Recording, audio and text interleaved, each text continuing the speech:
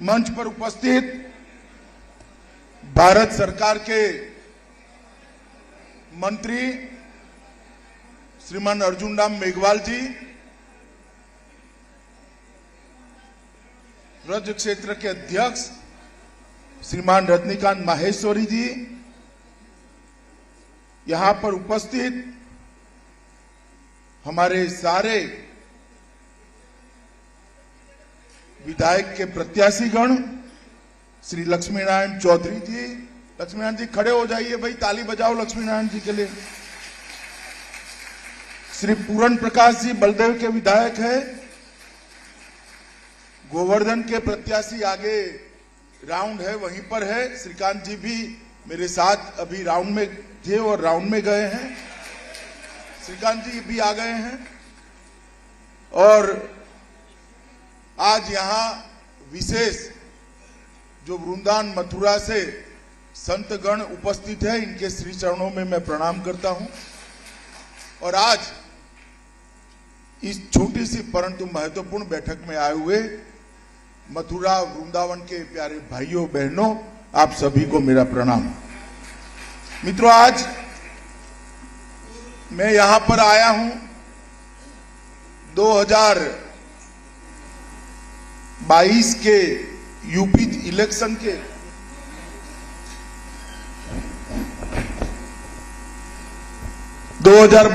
UP election के हमारे सभी प्रत्याशियों को जिताने की अपील करने आया हूं, क्योंकि कोरोना के कारण चुनाव आयोग ने एक छोटी सी मीटिंगें करने की आचार संहिता बनाई है। भारतीय जनता पार्टी भी आचार संहिता का सम्मान करती है और हम सभी ने तय किया है कि इस प्रकार के संवाद के माध्यम से और संवाद को मीडिया के माध्यम से घर घर पहुंचाकर इस बार चुनाव प्रचार किया जाए।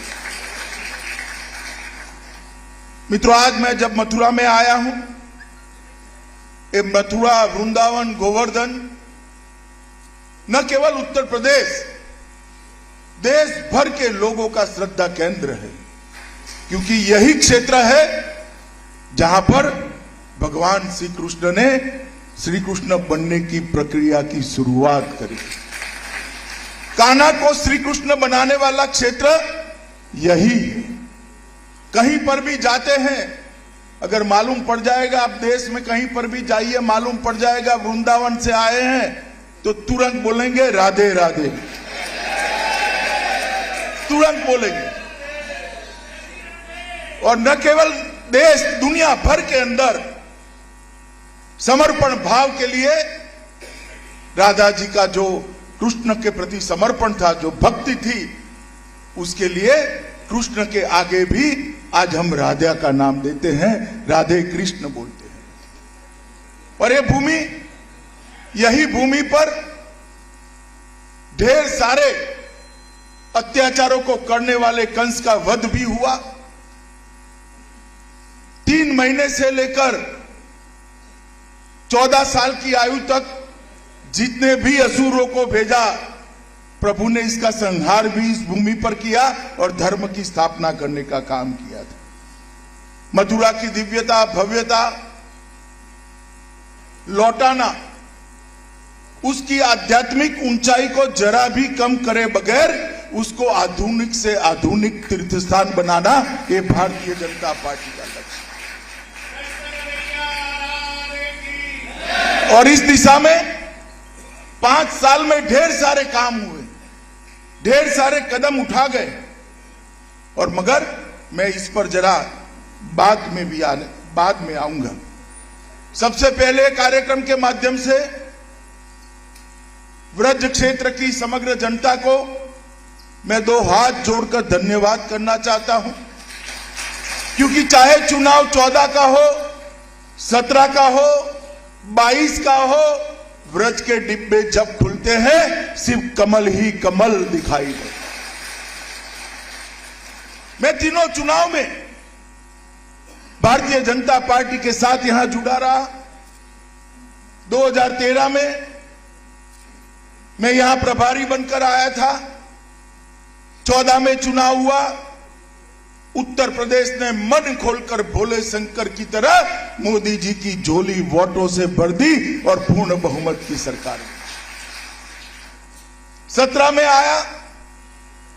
हमने कहा कि मोदी जी को बिठाने से कुछ नहीं होता, जहां तक उत्तर प्रदेश में व्यवस्था नहीं बदलती है उत्तर प्रदेश का विकास नहीं हो सकता। आपने मोदी जी की अपील का सम्मान करते हुए 300 से ज्यादा सीटें देकर भारतीय जनता पार्टी की पूर्ण और फिर से 2019 में भारतीय जनता पार्टी के कार्यकर्ता आए। उस वक्त भी मैं अध्यक्ष था। आपने किसी की सुने बगैर हमेशा की तरह आशीर्वाद भारतीय जनता पार्टी को। इसलिए मैं ब्रज क्षेत्र की जनता को कहने आया हूं, ये 7.5 साल में देश और उत्तर प्रदेश में जो परिवर्तन हुआ है, इसका अगर सीधा यश किसी को देना है तो मैं बेझिझक उत्तर प्रदेश की महान जनता को देकर उसका धन्यवाद करूंगा। और इस बार यूपी का जो चुनाव है, मैं आप सभी को कहना चाहता हूं, भाइयों बहनों युवाओं, ये यूपी के चुनाव को विधायक का चुनाव मत समझिए, किसी को मंत्री मुख्यमंत्री बनने का चुनाव मत समझिए। उत्तर प्रदेश का चुनाव आने वाले देश में भारत के भाग्य का निर्णय करने वाला चुनाव, क्योंकि देश के सबसे बड़ा सूबा है। 22 करोड़ से ज्यादा मतदाता अगर विकसित नहीं होता है प्रदेश, तो देश का विकास भी पिछड़ा रहेगा। और अब तो हमारे यहां कहते हैं, नैनिहाल में भोजन करने बैठो और मां परोसने वाली हो तो कोई दिक्कत आती है भाई? खाने में आती है? बताओ। अब यूपी का विकास करना है, आपने वोट भी दिए और मोदी जी भी उत्तर प्रदेश से जीतकर देश के प्रधानमंत्री बने हैं। यूपी वालों को तो दोनों हाथों में लड्डू है। मित्रों, उत्तर प्रदेश का चुनाव आने वाले 5 साल के लिए उत्तर प्रदेश किस पार्टी के हाथ में, किस विचारधारा के हाथ में जाएगा, इसका चुनाव। भारतीय जनता पार्टी की सरकार देखने के पहले उत्तर प्रदेश ने लंबे कालखंड तक सपा बसपा सपा बसपा सपा सपा बसपा सरकारें देखी। सपा आती थी, एक जाति का काम करती थी, बसपा आती थी, दूसरी जाति का काम करती थी। कभी भी उत्तर प्रदेश का संपूर्ण विकास का नक्शा किसी ने खींचा ही नहीं। ये तो नरेंद्र मोदी जी के प्रधानमंत्री बनने के बाद, योगी आदित्यनाथ के मुख्यमंत्री बनने के बाद सबका साथ, सबका विश्वास और सबका विकास का सूत्र है। ये जो सरकार है भारतीय जनता पार्टी की, ये सरकार जो भारतीय जनता पार्टी की है, वो किसी एक जाति की नहीं, संपूर्ण समाज की। आपने 2017 में ही जातिवाद, परिवारवाद और तुष्टीकरण के आधार पर राज करने वाली पार्टियों को दरकिनार कर दिया। आप मुझे बताइए, राजनीति के अंदर जातिवाद और परिवारवाद होना चाहिए क्या? होना चाहिए? राजनीति के अंदर अपनी वोट बैंक का तुष्टीकरण करने के लिए सारे समाज को दरकिनार कर आगे बढ़ना ठीक है क्या? मित्रों, ये सरकारें चली, जातिवाद परिवारवाद के लिए चली, तुष्टीकरण के आधार पर चली और भ्रष्टाचार का यहां चारों ओर बोलबाला था। मैं आपको पूछना चाहता हूं, 7.5 साल से मोदी जी की सरकार है, राहुल बाबा भी भ्रष्टाचार का आरोप नहीं लगा सकते? लगा सकते हैं क्या? लगा सकते हैं क्या? 5 साल हो गए योगी सरकार को। अखिलेश बाबू, नोटों की ढेर निकलते हैं आपके लोगों के यहां से, भारतीय जनता पार्टी भ्रष्टाचार का कोई आरोप नहीं लगा। हमने पारदर्शी सरकार देने का काम किया है। हमने लोगों का जो पैसा था, लोगों का जो अधिकार था, उसको अपने घर में पहुंचाने का काम किया है। मित्रों, उत्तर प्रदेश को हम सब जानते हैं, मगर तनिक मैं 5 साल पहले ले जाना चाहता हूं। समाजवादी की पार्टी की सरकार थी। गुंडा राज था या नहीं था बताओ भाई, जरा जोर से बोलो, था या नहीं था? बाहुबली परेशान करते थे या नहीं करते? बहन बच्चियों को सम्मान, उसका अपमान होता था या नहीं होता था? भारतीय जनता पार्टी की सरकार आई, जो बाहुबली से पहले पुलिस डरती थी, वो पुलिस से डरकर गले में पट्टी लगाकर सरेंडर कर रहे हैं, सरेंडर कर रहे हैं। और जब इन पर गाज गिरती है, अखिलेश जी के पेट में दर्द होता है। कहीं आजम खान, कहीं मुख्तार अंसारी, न जाने कितने कितने फैला कर रखे थे।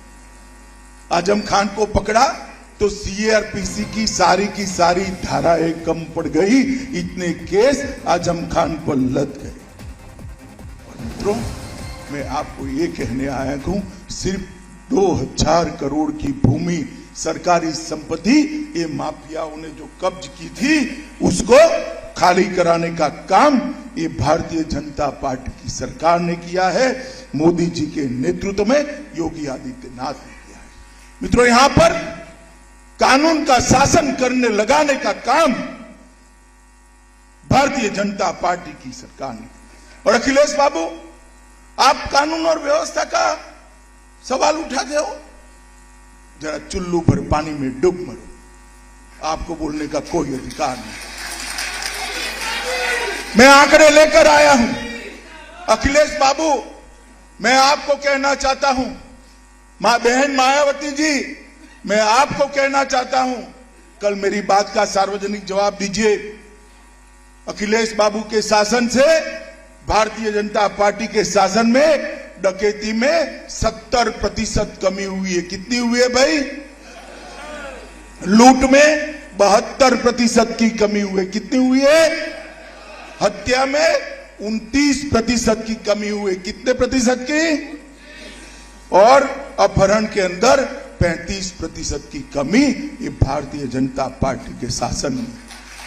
और अगर आप इसका जवाब देना चाहते हो तो जरूर दे दो, मुझे जवाब देने की जरूरत नहीं है। हमारा युवा मोर्चा का कोई कार्यकर्ता अगर आपको आंकड़े दिखा जाएगा। ये जो दावे करते हैं, मैं पूछना चाहता हूं कि आपके शासन के अंदर सुशासन क्यों नहीं है? यहां कानून का राज क्यों नहीं आया?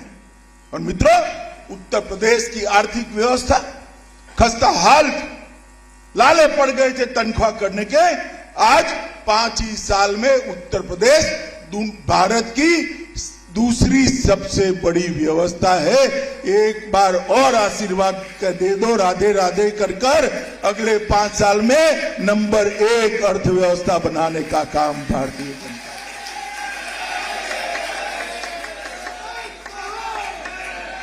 मित्रों, यहां बहुत सारी माताएं बहनें भी बैठी हैं। अब तो बोतल का जमाना आ गया है, परंतु पहले मटकी लेने जाते थे तो मटकी को ठीक से टकोरा लगाते थे या नहीं लगाते थे? जरा जोर से बोलो भाई, लगाते थे या नहीं लगाते? तो ये 100 रुपये की मटकी को टकोरा लगा कर लेते हैं। 5 साल तक जिनको यूपी देना है, इस पर तो एक बार टकोरा लगा देना। और अगर टकोरा लगाओगे तो जवाब नरेंद्र मोदी के नेतृत्व की भारतीय जनता पार्टी पर ही आएगा। मित्रों, कबीर साहब ने बहुत खूब कहा है, कबीर लोहा एक है, गढ़ने में है फेर, ताही का बख्तर बने ताही की शमशीर।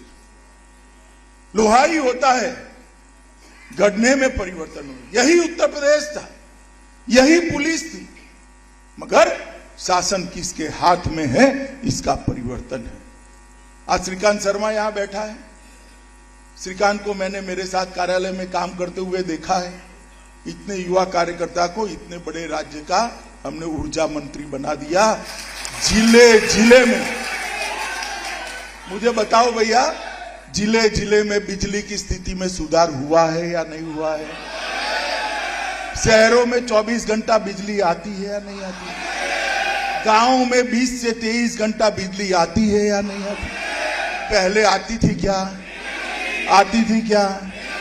तो कबीर साहब यही कहते हैं कि लोहे से ढाल भी बन सकती है, शमशीर भी बन सकती है। शासन अगर अखिलेश के हाथ में है तो गुंडों का राज होगा, शासन अगर भाजपा के हाथ में है तो विकास का रास्ता प्रशस्त होगा। अपना की है ब्रज परंपराओं की सभी छटाओं, सांस्कृतिक पर्यावरण संबंधी भी चिंता यही समिति कर रही है और आने वाले दिनों में विश्व भर का पर्यटन यहाँ आए, इस प्रकार का हमने आयोजन किया है। बांके बिहारी मंदिर की 22 कुंज गलियों और कृष्ण जन्मस्थान के मार्गों का विकास, मैं पहले भी आया हूं, आज भी बांके बिहारी की गलियों में जाकर आया हूं। बहुत बड़ा अंतर देखकर मन को बहुत शांति मिलती है। बांके बिहारी मंदिर की 23 कुंज गलियों को भी विकास कर रहा है। लगभग मथुरा वृंदावन निगम क्षेत्र में 70,000 घरों को, जिसमें सबसे ज्यादा गरीब घर है, उनको शुद्ध पीने का पानी पहुंचाने का काम ये भारतीय जनता पार्टी की सरकार ने किया। मित्रों, उत्तर प्रदेश की सरकार ने रामायण सर्किट, महाभारत सर्किट, शक्तिपीठ सर्किट, आध्यात्म सर्किट, जैन सर्किट और सूफी सर्किट को भी चालू कर धार्मिक पर्यटन को पूरे उत्तर प्रदेश के अंदर बढ़ावा देने का काम किया है। मित्रों, मोदी जी की जब सरकार आई तब मोदी जी ने कहा था कि मेरी सरकार देश के करोड़ों गरीबों, आदिवासियों और दलितों की सरकार होगी, पिछड़े समाज की सरकार होगी। और मोदी सरकार ने 7.5 साल में इसको चरितार्थ कर दिखाया है। मैं सिर्फ उत्तर प्रदेश की बात करता हूं। अखिलेश भाई सुनते हो तो जरा जवाब दे देना कि आपके शासन में और बहन जी के शासन में 20 साल में ये सब क्यों नहीं हुआ था? जरा जवाब तो देना। आपने भी कम शासन नहीं किया है। देना चाहिए नहीं देना चाहिए भाई? जरा जोर से बोलो, देना चाहिए नहीं देना चाहिए? मित्रों, 1,67,00,000 गरीबों के घर में मोदी जी ने गैस का चूल्हा फ्री ऑफ कॉस्ट पहुंचाकर धुएं से मुक्त। एक गरीब के घर में जब गैस का चूल्हा पहुंचता है तो पूरा घर धुएं से मुक्त हो जाता है। बीमार आदमी का तो भला होता है, खाना पकाने वाली मां की आंख की ज्योति भी नहीं जाती, फेफड़े भी इसके सलामत रहते हैं। लगभग 2,61,00,000 शौचालय बना रहे। 2,61,00,000 घर ऐसे थे जिसमें शौचालय नहीं था। मित्रों, वो परिवार की महिलाओं की स्थिति की याद कल्पना करते हैं। इसलिए उत्तर प्रदेश में शौचालय को इज्जत घर नाम दिया है, जिसने महिलाओं का सम्मान बढ़ाने का काम किया है। आजादी के 70 साल के बाद वो मां, बहन, बेटी शर्मसार होती थी। आज मोदी जी ने ये 2,61,00,000 परिवारों की 10 करोड़ बहनों को, भाइयों को आज शौचालय देकर उनका सम्मान करना का काम किया। मातृवंदना योजना में 40 लाख लोगों को लाभान्वित किया गया। 1,41,00,000 घर ऐसे थे जिसमें आजादी के 70 साल के बाद बिजली नहीं थी। अब ये कहते हैं हम मुफ्त बिजली देंगे। अरे भाई अखिलेश, आप तो बिजली ही नहीं दे पाएंगे, मुफ्त की क्या बात करते हो आप? जो बिजली नहीं दे पाया वो मुफ्त दे सकता है क्या? बताओ भाई, दे सकता है क्या? 1,41,00,000 घरों को निःशुल्क विद्युत देने का काम श्रीकांत शर्मा के नेतृत्व में भारतीय जनता पार्टी की सरकार ने। स्वनिधि योजना में 8,80,000 रेहड़ी पटरी वाले भाइयों को मोदी जी ने लोन देकर उनके जीवन को कोरोना काल में पटरी पर चढ़ाने का काम किया है। तो बड़ी खबर आपको बता रहे हैं, यूपी में बिजली सप्लाई पर भी बोले हैं अमित शाह। लगातार अभी जनसंवाद कर रहे हैं, वहां लोगों से, मतदाताओं से बात कर रहे हैं। श्रीकांत जैसे कार्यकर्ता को यूपी का बिजली मंत्री बनाया। आज यूपी के जिले में बिजली आ रही है। अब 24 घंटे बिजली आ रही है।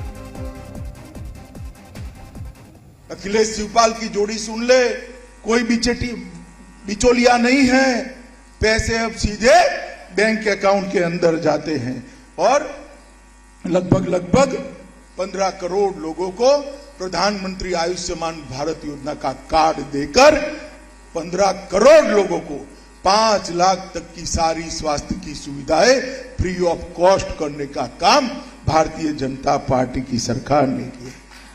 1,66,00,000 किसान क्रेडिट कार्ड दिए। मैं गन्ना के क्षेत्र में आया हूं, पश्चिमी उत्तर प्रदेश में हूं। अखिलेश बाबू गन्ने की भी बात करते हैं। भैया अखिलेश, आपके राज्य में रिकॉर्ड लेकर आओ जनता के सामने, कितना पेमेंट हुआ था? ये बुआ भतीजा दोनों के राज्य में 55,000 करोड़ का पेमेंट हुआ था। कितना हुआ था? जोर से बोलो भाई।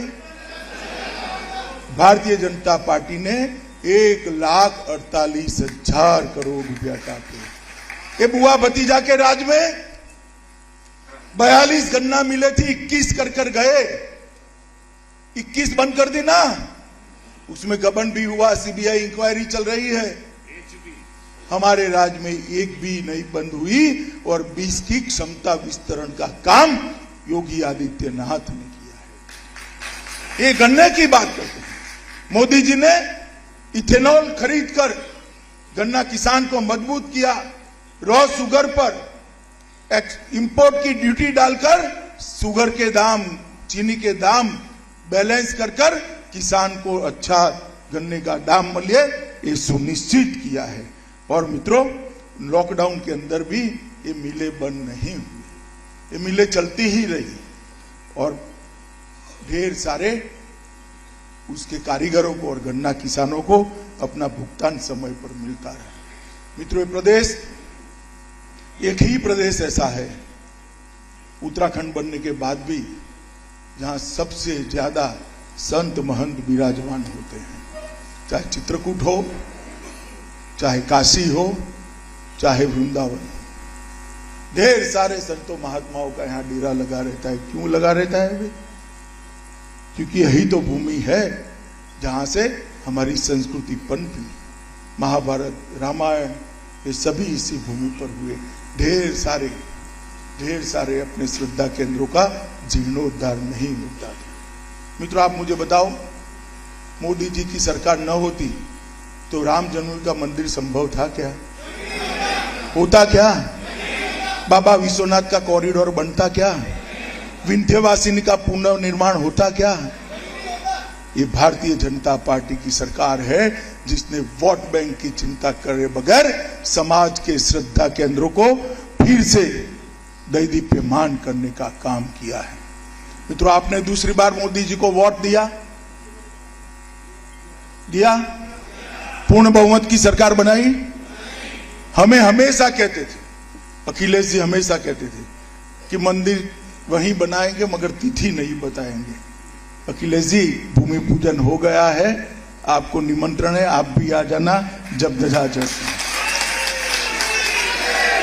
मित्रों, 70 साल से भारतीय जनता पार्टी मांग करती थी कि कश्मीर के अंदर धारा 370 उखाड़ कर फेंक देनी चाहिए। ये पूरा का पूरा कश्मीर ये भारत का है, कश्मीर भारत का अभिन्न अंग है। पूरा देश इसके साथ सहमत था, मगर धारा 370 को वोट बैंक की लालच में कोई छूता नहीं था। आपने दूसरी बार सरकार बनाई और 5 अगस्त 2019 को नरेंद्र मोदी जी ने धारा 370 को उखाड़ कर फेंक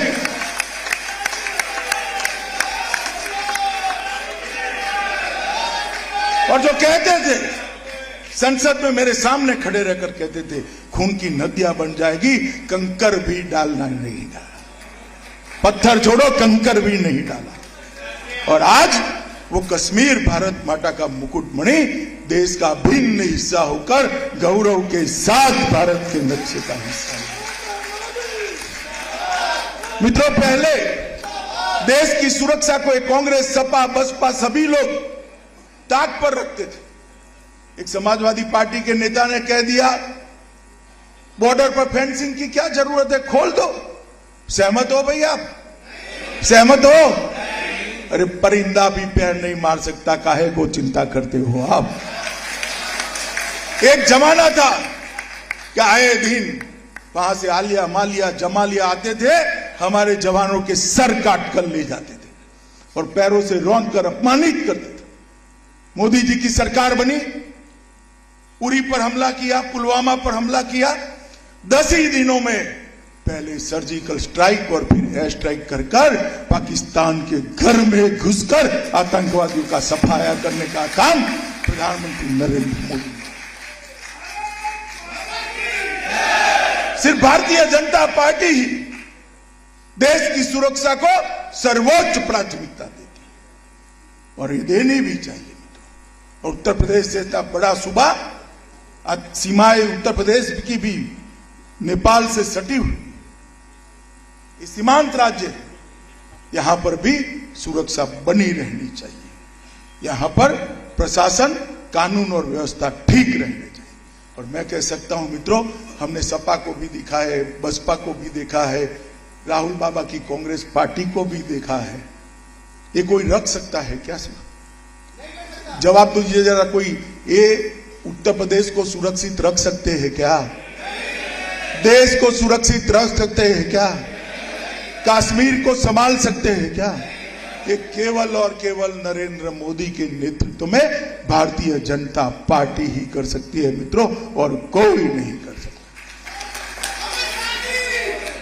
आप सब ने तय करना पड़ेगा, आप सब ने तय करना पड़ेगा कि आप व्यक्ति को चुनना चाहते हो या उत्तर प्रदेश और देश को चुनना चाहते हो। आप सबने तय करना पड़ेगा कि आप पार्टी को चुनना चाहते हो या उत्तर प्रदेश और देश को चुनना चाहते हो। उत्तर प्रदेश और देश को अगर चुनना है तो भारतीय जनता पार्टी के अलावे इसको कोई सुरक्षित नहीं रख सकता मित्रों।